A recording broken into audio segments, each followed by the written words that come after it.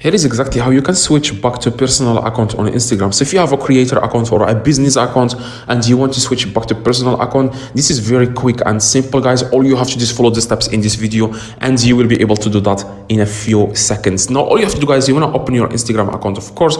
Now, I am going to switch to the account that I'm going to switch to my business account so that I can switch to a personal account, because I also want to switch to personal account. So as you can see, this is a business account. Now let's say that you want to switch back to personal account. Here is exactly how you can do that. You want to click three little lines in the top right. Now after that, guys, a few different options will come up here. You want to click on settings in the top.